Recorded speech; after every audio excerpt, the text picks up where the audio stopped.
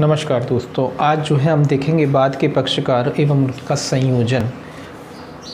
तो वीडियो शुरू करने से पहले मैं इतना कहूँगा कि अगर आपको वीडियो अच्छा लगे तो उसको प्लीज़ लाइक, शेयर और सब्सक्राइब ज़रूर करें, ठीक है, क्योंकि काफ़ी मेहनत लगती है किसी वीडियो को बनाने में।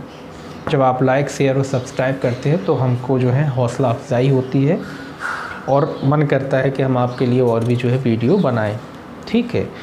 तो बाद के पक्षकार एवं उसका जो है संयोजन के बारे में हम पढ़ेंगे। तो बाद पक्षकार जो है, पक्षकारों के सबसे पहले जब हम संयोजन पढ़ते हैं तो प्रकार जो है देखते हैं कि पक्षकारों के जो है प्रकार कितने होते हैं। तो किसी बाद में पक्षकार दो प्रकार के होते हैं, एक तो आवश्यक पक्षकार और दूसरा जो है उचित पक्षकार।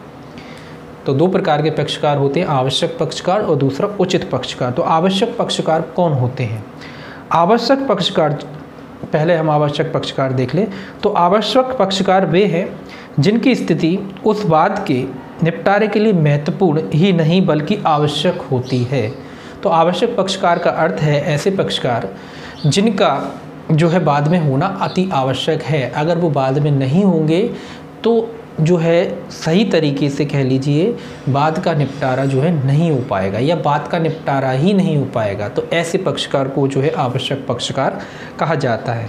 इनकी उपस्थिति के बिना ना तो बाद का पूर्ण रूप से जो है निपटारा हो सकता है और ना ही कोई प्रभावकारी जो है डिक्री पारित की जा सकती है। तो ऐसे पक्षकारों को जो है आवश्यक पक्षकार के रूप में जाना जाता है या आवश्यक पक्षकार इन्हें माना जाता है।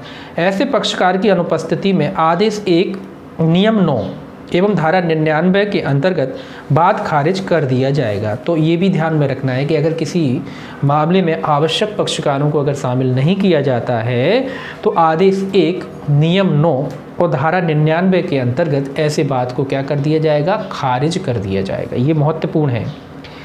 और आवश्यक पक्षकार के अभाव में पारित डिक्री न्यायालय द्वारा अपास्त कर दी जाएगी, यानी खारिज कर दी जाएगी। ये धारा 99 का परंतु कहता है कि अगर आवश्यक पक्षकार को उसमें आपने शामिल नहीं किया था तो ऐसी जो डिग्री पारित की जाती है उसको जो है न्यायालय के द्वारा क्या कर दिया जाएगा? अपास्त कर दिया जाएगा। ये कहता है आपका धारा 99 का परंतु। या इसके अलावा आप देखेंगे उचित पक्षकार। ये आवश्यक पक्षकार हो गए कि भाई उचित पक्षकार क्या होते हैं। तो उचित पक्षकार ये कहता है कि वे पक्षकार जिनकी अनुपस्थिति में बाद का निपटारा तो किया जा सकता है परंतु उनकी उपस्थिति के बिना बाद के निपटारे में समस्या उत्पन्न होती है और उचित पक्षकार कहे जाते हैं। इनकी उपस्थिति से दावा का निपटारा शीघ्रतापूर्वक तथा अधिक प्रभावकारी रूप से किया जा सकता है। तो कुल मिला के ये ऐसे पक्षकार होते हैं कि भाई इनके बिना मामला निपट तो सकता है, लेकिन अगर ये होंगे, पार्टी इनको बनाया गया होगा तो और भी अच्छे तरीके से और भी सार्थक तरीके से या और भी आसानी से कह सकते हैं या और भी शीघ्रता के साथ जो है मामले का निपटारा जो है किया जा सकता है। तो ऐसे पक्षकारों को जो है उचित पक्षकार कहा जाता है।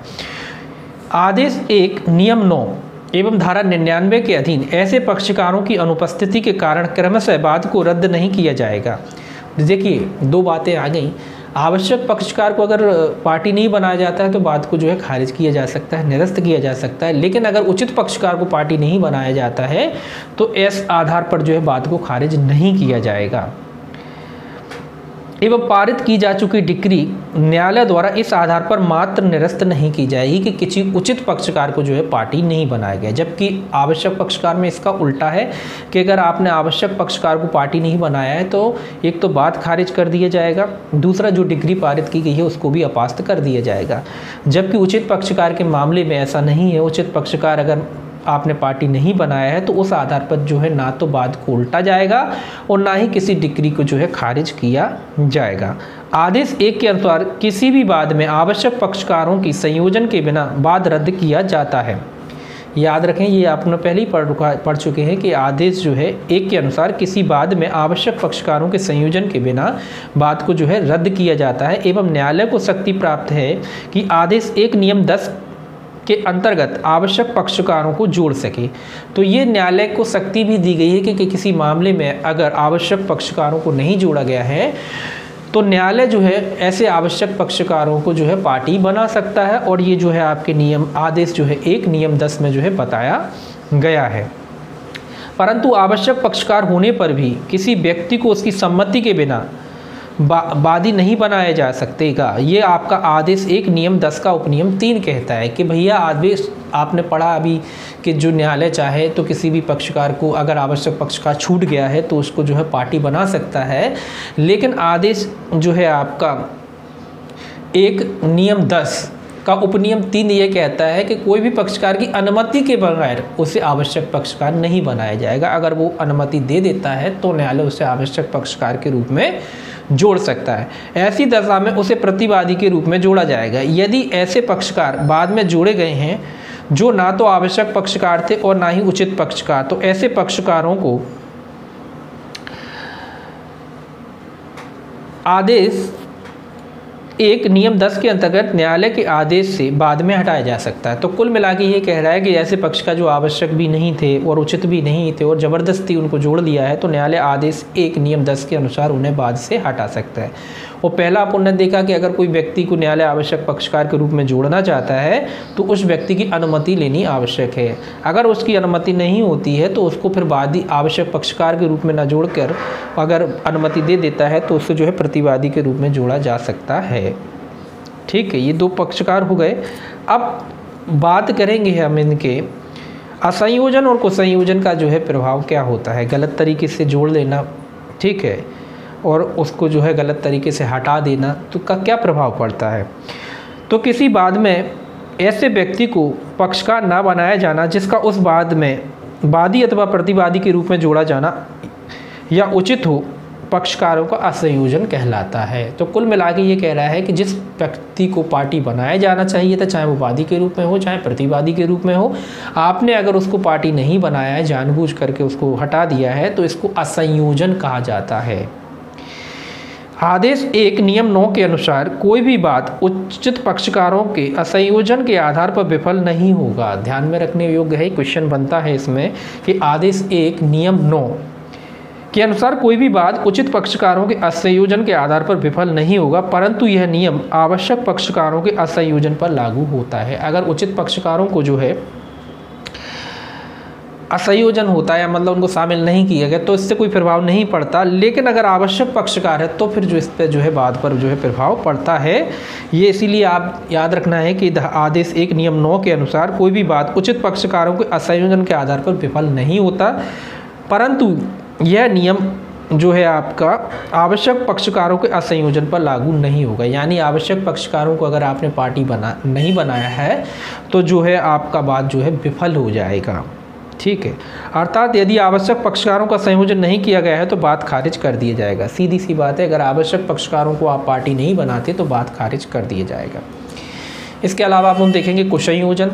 तो किसी बाद में एक या अधिक व्यक्तियों को वादी या प्रतिवादी के रूप में अनुचित रूप से जोड़ने को कुसंयोजन कहा जाता है। वहाँ क्या किया था आपने पार्टी नहीं बनाया जो आवश्यक थे या उचित थे, और यहाँ क्या कर रहे हैं आप, किसी बाद में एक या अधिक वादी या प्रतिवादी के रूप में अनुचित रूप से जोड़ना, मतलब जल को जोड़ना ही नहीं चाहिए था, आपने जबरन उनको जो है बाद में जोड़ दिया है। तो ऐसे विषय से संबंधित जो पक्षकार होते हैं, या कह लीजिए ऐसे पक्षकारों को जब जोड़ा जाता है तो उसको जो है आप कुसंयोजन कहा जाता है। एक बात हेतु को अनेक प्रतिवादियों से जोड़ना जिसका आपस में कोई संबंध ना हो, कुसंयोजन कहा जाता है। मतलब आपस में कोई संबंध ही नहीं है, जबरन आप उसको जो है पार्टी बना देते हैं, तो जो है इनको कुसंयोजन कहा जाता है।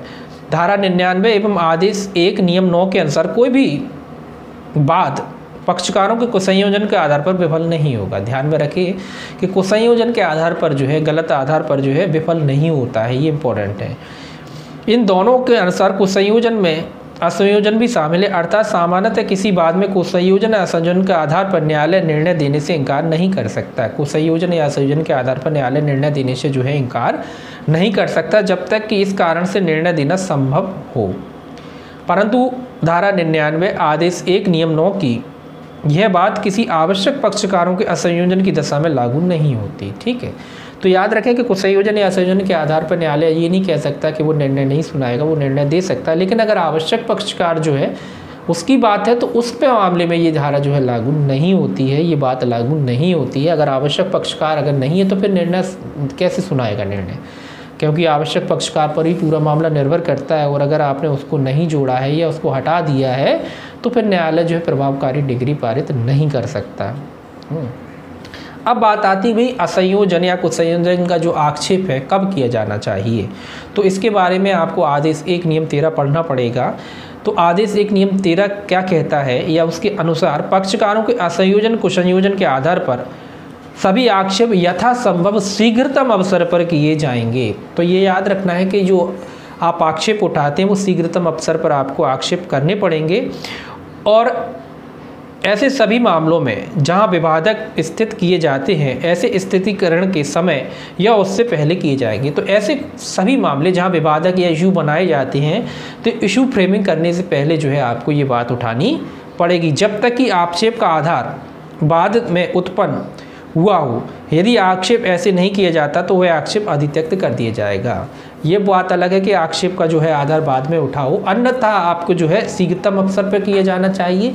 या मान लीजिए किसी मामले में जो है इशू फ्रेमिंग किए जाते हैं तो ऐसे मामले में जो है आपको जो है जो विवादक तथ्य जब स्थिर किए जाते हैं या न्यायालय बनाता है उससे पहले जो है आपको आक्षेप करना पड़ेगा कुसंयोजन या असंयोजन के आधार पर, अन्यथा बाद में जो है आप इस प्रकार का जो है वाद या इस प्रकार की जो बात है कुसंयोजन जो असंयोजन से संबंधित उसको नहीं उठा पाएंगे।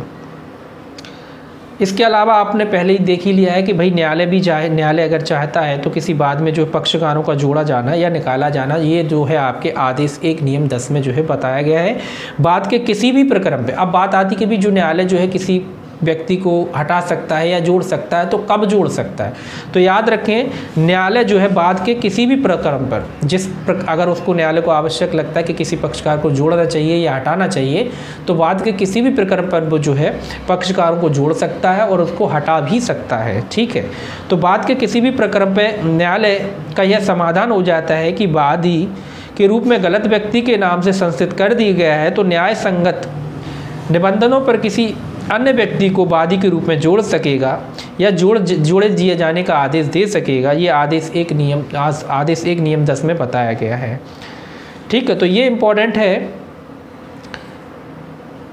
और बाकी इसमें जो है कुछ नहीं है, ये आपको ध्यान में रखना है। ठीक है, एक बार फिर से अगर आपको वीडियो पसंद आया हो तो इसको लाइक शेयर और सब्सक्राइब जो है ज़रूर करें। अगला टॉपिक जो है हम अगले वीडियो में जो है देखेंगे।